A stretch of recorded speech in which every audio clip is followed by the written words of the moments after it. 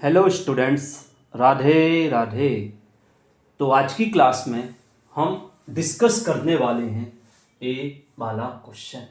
बहुत ही important question है, ठीक है ना बेटा। तो इस क्वेश्चन को हम कैसे सॉल्व करेंगे, तो क्या प्रूफ करना है। 0 से π/2 log sin x को प्रूफ करना है 0 to π/2 log cos x, और फिर प्रूफ करना इक्वल टू -π/2 log 2। तो इससे तो ये अभी आ जाएगा, ठीक है ना। कैसे आएगा, इसको हमने i इक्वल टू ले लिया। i इक्वल टू क्या है, 0 से π/2 log sin x dx।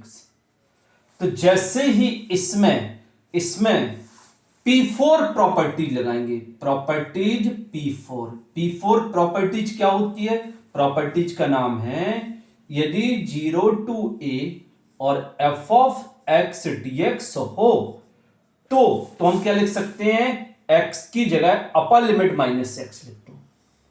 तो 0 to a f of a minus x, तो इसकी वैल्यू चेंज नहीं होती है। इसका जो रिजल्ट आएगा वही इसका रिजल्ट होगा। तो इसमें हम ए वाली प्रॉपर्टीज लगा देंगे। तो x की जगह कितना लिखना है, अपर लिमिट -x। तो i इक्वल टू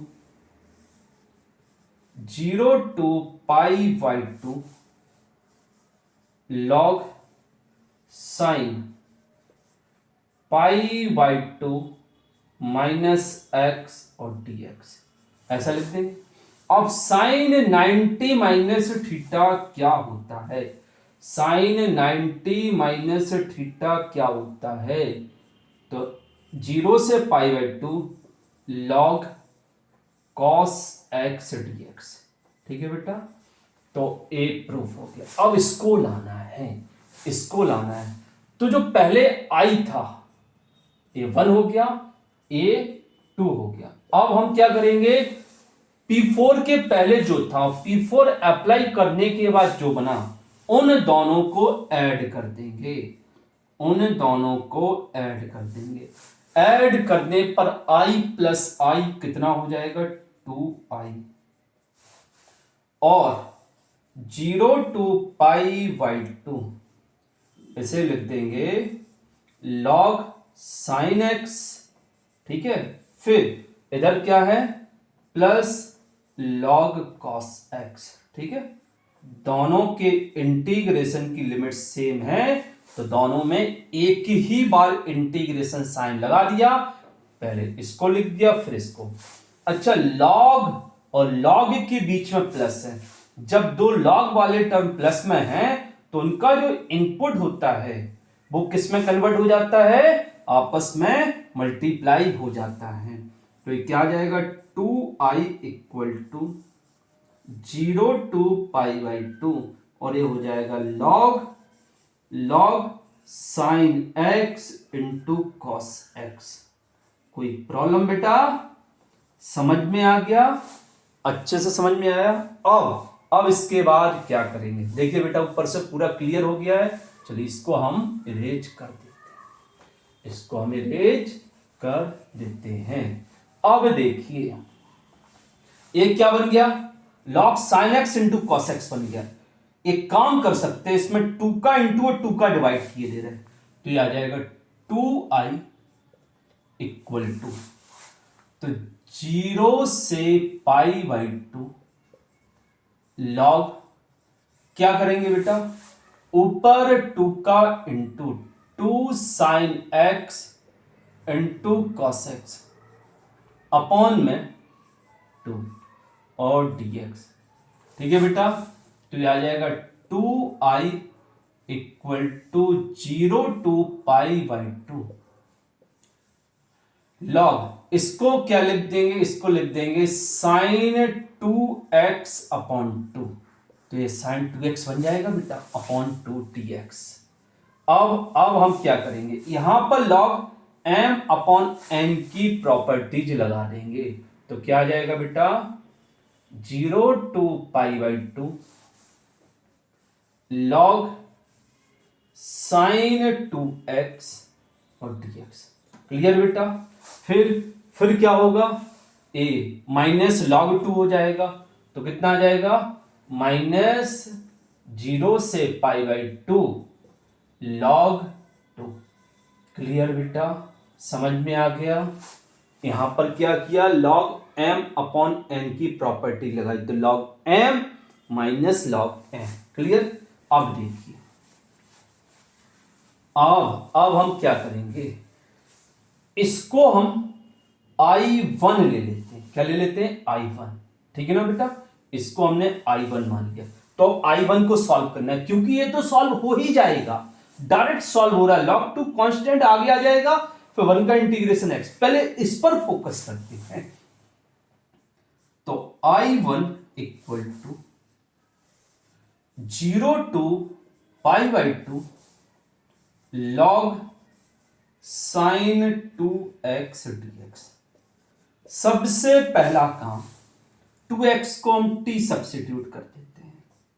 ठीक है, तो 2x का डिफरेंशिएट 2 और dt बाई dx, तो dx कितना आ जाएगा, dx कितना आ जाएगा, 1/2 dt। अब लिमिट भी तो चेंज होगी, लिमिट भी चेंज होगी बेटा।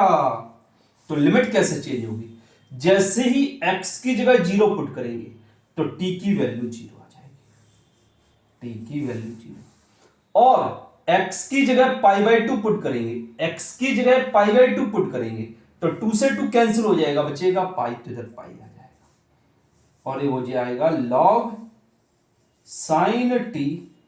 क्लियर बेटा? उधर आ गया कितना बेटा, dt की जगह 1/dx की जगह 1/2 dt।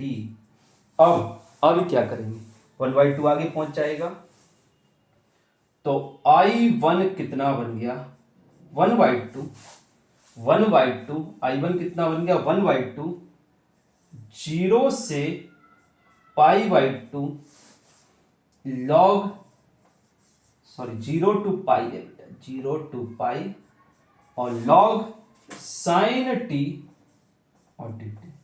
क्लियर बेटा? समझ में आ गया? अच्छे से समझ में आ गया।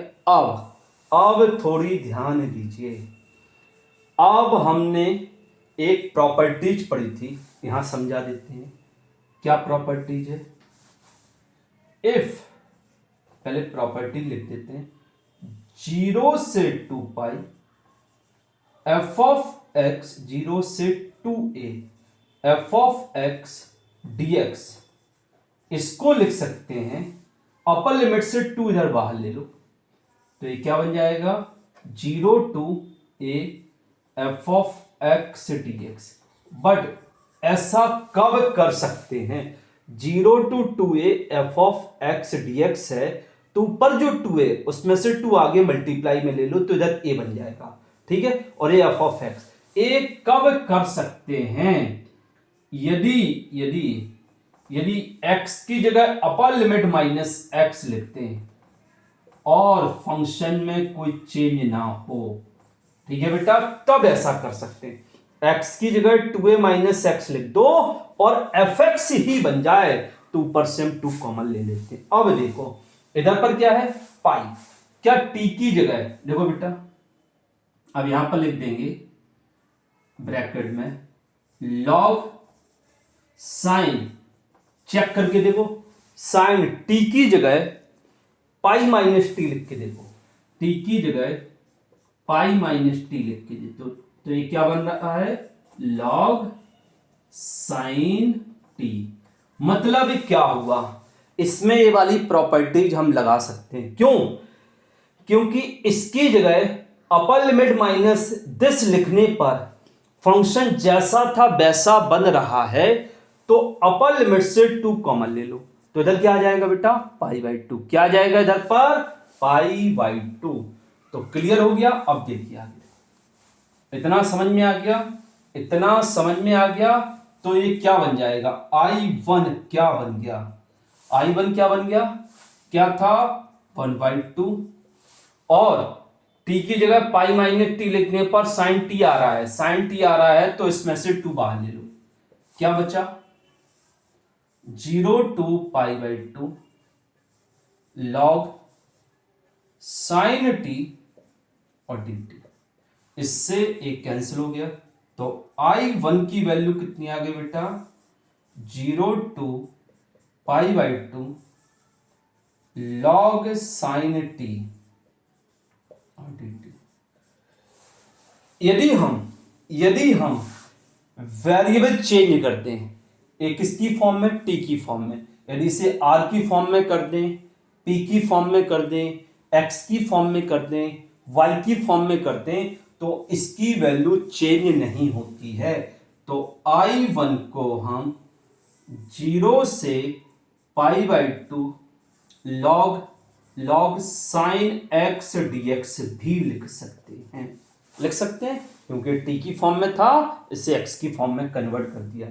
अब ए वैल्यू किसकी है, इसको हमने क्या माना था बेटा, सबसे शुरू में देखिएगा आई माना था, तो ये किसके इक्वल आ गया, आई के इक्वल। तो हमें I1 मिल गया। यहां तक बेटा पूरा क्लियर हो गया। I1 क्या बन गया, आई। अब इसको पूरे को हम इरेज किए दे रहे हैं, एक बार अच्छे से देख लेना, ठीक है ना। अब देखिए I1 कितना बन गया बेटा, I1 कितना बन गया, I बन गया। तो क्या था 2I, इसको हमने I1 माना था, तो इसकी वैल्यू कितनी आ गई, I माइनस, इसे log 2 को हम बाहर ले लेंगे। इसके बाद 0 से π/2 क्या बचा, 1। ये I इधर आएगा तो ये 2I माइनस I हो जाएगा, और log 2 बाहर है, 1 का इंटीग्रेशन x होगा, फिर लिमिट 0 से π/2, तो पहले अपर लिमिट लिखेंगे, तो ये आ जाएगा log 2 इंटू पहले अपर लिमिट π/2 फिर -0, तो 2I माइनस आई कितना आ जाएगा, I इक्वल टू इधर क्या बचा π/2, तो -π/2 log 2। क्लियर बेटा, समझ में आ गया अच्छे से, ठीक है ना। चलिए